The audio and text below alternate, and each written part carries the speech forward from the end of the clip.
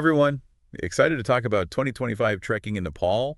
We've got some juicy updates straight from David Ways himself, the Nepal guidebook author. Yeah, he's got all the latest scoop in a new article. It's going to be especially helpful for anyone planning a trek anytime soon. Yeah, especially with all these permit changes and the airport issues in Kathmandu. Exactly. So let's jump right in, shall we? Let's do it. First up, the Solu-Khumbu region, home to Everest Base Camp and the Three Passes trek. So permits have gone up quite a bit. Yeah, they have. It's now $30 per person. Per person. Whether you're trekking solo or in a group. Okay.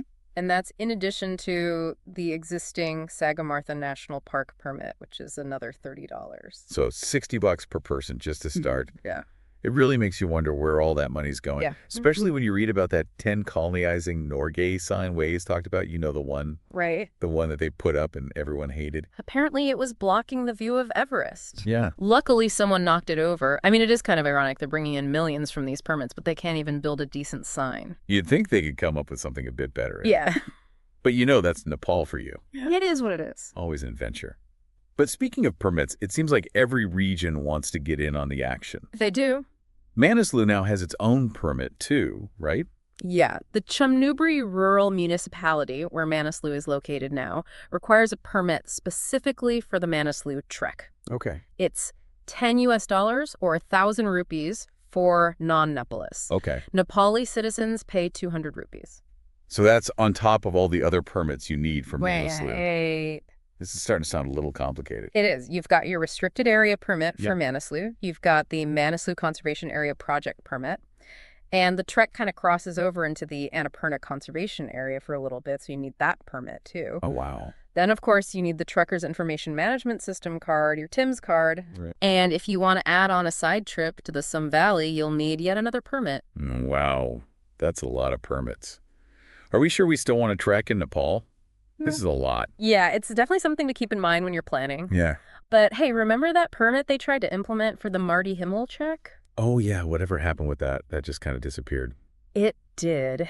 The municipality set up a checkpoint and started charging trekkers $5. Right. But there was a lot of pushback from locals, and they ended up shutting it down pretty quickly. Good. Waze doesn't think it's likely to return in 2025.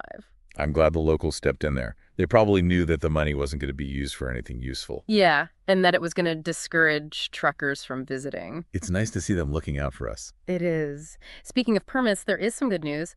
The National Trust for Nature Conservation, or NTNC, Right.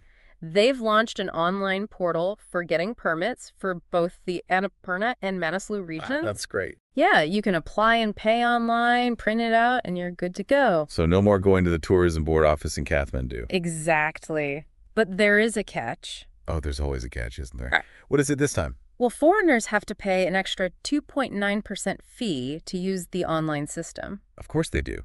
Trekking companies, though, are exempt from that surcharge. So it might actually be cheaper to just go through a company. Yeah, and probably easier, too, considering the new system might still have a few bugs to work out. Right. Waze said he'd heard from some trekkers who had trouble with the website, like it was down or not working properly. Yeah, so maybe let the pros handle it for now. Probably a good idea. Okay, so let's talk about the big one. Kathmandu's Tribhuvan Airport. They've decided to do runway maintenance right in the middle of peak trekking season. Yeah, between November 2024 and March 2025. Of course they did. The airport will be undergoing maintenance. It's mainly going to affect flights between 10 p.m. and 10 a.m. So what does that mean for trekkers arriving in Kathmandu? If you can book a daytime flight, Okay. and definitely stay updated on your airline's schedule, there are bound to be changes. And probably some delays. This is going to be a headache for people. It is. If you book your domestic flights through a trekking company, though they're usually pretty good about handling cancellations and reschedules. Oh, good. So that's another reason to consider going with a company. Yeah, it seems like they're more and more essential these days. I think so. They can really help you navigate all these changes. Okay, one last thing before we move on. Yeah. Waze stresses this in his article, and I think it's important. You really have to double-check those permit requirements before you go. Yeah. Nepal's trekking regulations are constantly changing. Yeah. So what's true today might not be true tomorrow. Exactly. You really need to make sure you have the right permits for your trek. Waze website and guidebooks are the best resources for that. They are. He keeps them really up to date. Yeah, with all the latest permit fees and trail conditions. It's invaluable. And of course, hiring experienced guides, especially for those remote or less traveled treks. Definitely. A good guide can make a world of difference, especially when it comes to navigating the permit system. And they can also give you a lot of insight into local culture and customs. But you know what's interesting? Waze mentions that there's been a rise in newer, less experienced guides being sent out on challenging treks. Oh, really? Yeah, so that's definitely something to be mindful of when you're picking a trekking company or guide. Yeah, he really emphasized the importance of asking about your guide's experience. Right. Ask for photos, even proof of their experience. Exactly like checking reviews before you book a hotel or a tour. Exactly. You want to make sure you're in good hands. Yeah, for sure. Especially when you're going to be on some of those more challenging routes. Right. Don't be afraid to ask the tough questions. Yeah, you have every right to know who's guiding you. It's your trip and your safety. Exactly. Do you think this whole permit situation could actually make local guides even more valuable? Oh, that's an interesting thought. Yeah, like if it's such a hassle to get all these permits, wouldn't more trekkers just opt for a guided trip to avoid the headache? Yeah, that's a good point. It's entirely possible. Right. It could lead to a surge in demand for guided treks Right. and make those local guides even more sought after. Yeah, especially the ones who really know the permit system. Exactly. So this could actually be a good thing for local communities. It really could. More jobs, more economic opportunities, Yeah. and potentially more incentive to protect and preserve these trekking routes. Okay, so let's do a quick recap for everyone planning their Nepal trek in 2025. What are the key takeaways? Well, first, be prepared to spend a bit more money. Yeah. Permit fees are going up, and who knows, they might even spread to other regions. Right. And don't forget about the airport situation in Kathmandu. Oh, yeah, the runway maintenance. Yeah, that's going to cause some delays and probably extra cost, too. Definitely. So flexibility is going to be key. For sure. And as we said before, stay informed about those permit requirements. Yeah, they can change at any time. That's why David Way's website and guidebooks are so helpful. Absolutely. He keeps them so up to date. He does. It's amazing. He really is the trekking guru of Nepal. He is. His website, The Longest Way Home, is a goldmine of information. Yeah. And his guidebooks are like having a personal Sherpa with you. They are. Okay, so we've talked a lot about logistics and money, but let's not forget the real reason we go to Nepal. Right. Those incredible Himalayan landscapes and the cultural experiences. Absolutely. I mean, despite all these challenges, Nepal is still one of the most beautiful and awe-inspiring places in the world. It really is. There's just something magical about trekking through those mountains. Yeah. Breathing that fresh air, experiencing the culture. It's an experience that stays with you. It does. It's worth every rupee and every bit of hassle. It is.